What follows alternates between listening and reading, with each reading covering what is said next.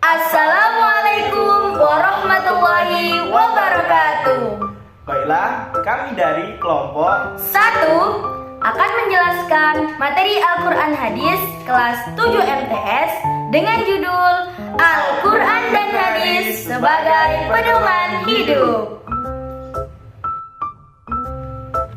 Sebelumnya, perkenalkan, nama saya Wafik Azizah dengan NIM 2012-00075. saya Alvin Eka Sumantri dengan nomor NIM 2012-00098. Nama saya Nurjana dengan NIM 2012-0082. Nama saya Ida Rianti dengan NIM 2012-0094. Nama saya Alam Mulana Lekal Pai 5C dengan NIM 2012-0095. Kompetensi dasar 1.1 menerima Al-Quran dan Hadis sebagai pedoman hidup. 2.1 menjalankan sikap tanggung jawab dalam berperilaku. Poin 3.1 memahami kedudukan dan fungsi Al-Quran Hadis dalam Islam.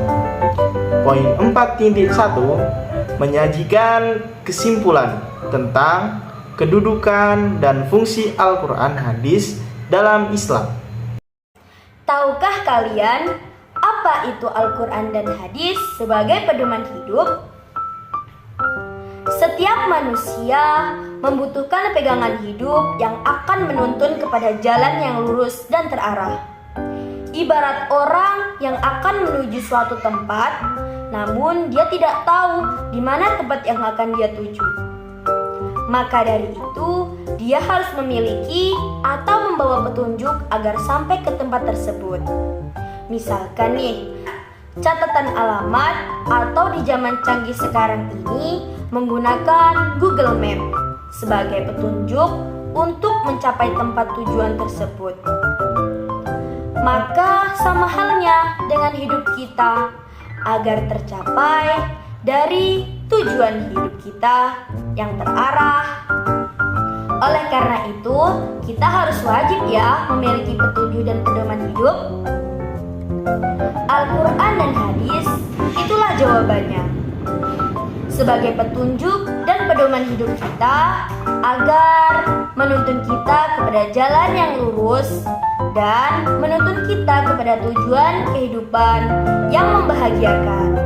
Untuk memahami Al-Quran dan Hadis sebagai pedoman hidup, mari kita memahami dulu apa saja pengertian Al-Quran dan Hadis. Yang pertama, pengertian Al-Quran. Al-Quran menurut bahasa yaitu qoro'a yaqro'u Qur'ana, yang artinya bacaan atau membaca. Sedangkan menurut istilah, Al-Quran adalah wahyu yang Allah turunkan kepada malaikat Jibril secara berangsur-angsur untuk menjadi pedoman hidup manusia dan berilah ibadah ketika kita membacanya. Baiklah, saya akan menjelaskan materi Al-Quran Hadis tentang fungsi Al-Quran secara umum. Yang pertama, sebagai sumber ajaran hukum Islam yang utama. Yang kedua, sebagai konfirmasi dan informasi terhadap hal yang tidak diketahui oleh akal. Yang ketiga, sebagai petunjuk bagi manusia jalan yang lurus. Yang keempat, sebagai pengontrol dan pengoreksi terhadap ajaran masa lalu. Baiklah, itu saja yang dapat saya sampaikan. Mohon maaf apabila ada kesalahan perkataan maupun perbuatan. Wassalamualaikum warahmatullahi wabarakatuh. Keistimewaan Al-Quran. 1. Al-Quran membuat ringkasan dari ajaran-ajaran ketuhanan dari kitab-kitab sebelumnya. 2. Al-Quran memuat kalam-kalam ilahi yang dijadikan pedoman hidup sepanjang masa. Ketiga, Al-Quran sebagai sumber ilmu pengetahuan. Keempat, Al-Quran diturunkan dengan bahasa yang mudah dihafal dan mudah diamalkan. Selanjutnya, tujuan pembelajaran. Setelah mempelajari materi pada bab ini, siswa diharapkan mampu menjelaskan pengertian Al-Quran Hadis sebagai pedoman hidup.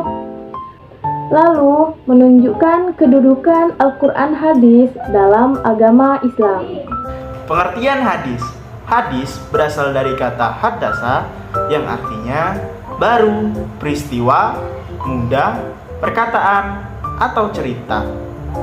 Adapun menurut istilah, hadis adalah segala sikap, perbuatan, perkataan, atau penetapan maupun persetujuan Rasulullah Shallallahu Alaihi Wasallam.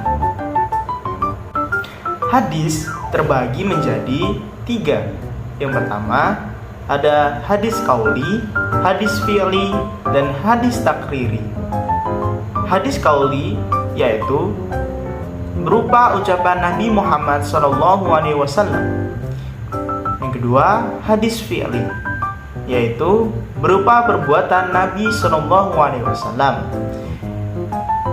Yang ketiga hadis takriri yaitu keadaan Nabi SAW mendiamkan atau tidak menyanggah atau menyetujui apa yang dilakukan oleh para sahabat. Selanjutnya, fungsi hadis. Fungsi hadis secara umum adalah sumber ajaran atau hukum Islam yang kedua setelah Al-Quran. Fungsi hadis terhadap Al-Quran yang pertama bisa mengukuhkan hukum yang sudah ada di dalam Al-Quran. Yang kedua, memerinci ayat Al-Quran secara global. Yang ketiga, menetapkan hukum yang belum terdapat di dalam Al-Quran. Yang terakhir, membatasi keumuman dalam ayat Al-Quran. Itulah ringkasan mengenai Al-Quran hadis sebagai pedoman hidup. Semoga apa yang kami sajikan bermanfaat. Sebelum video ini berakhir, ayo kita menjadi orang yang cinta terhadap Al-Quran dan hadis dengan cara membuktikannya, yaitu mempelajarinya atau membacanya. Seperti yang dikatakan oleh Aisyah radhiyallahu anhu, Nabi Muhammad SAW bersabda, beliau berkata, orang-orang yang membaca Al-Quran dan memahaminya, maka dia akan masuk ke dalam golongan orang-orang yang mulia dan berbakti. Sedangkan orang yang membacanya masih terbata-bata, maka dia akan mendapatkan 2 pahala. Oke, terima kasih. Itulah tadi pembahasan materi dari kelompok 1 tentang Al-Quran dan hadis sebagai pedoman hidup. Kurang dan lebihnya kami mohon maaf. Dengan bersama-sama mengucap hamdalah Alhamdulillahirabbil alamin.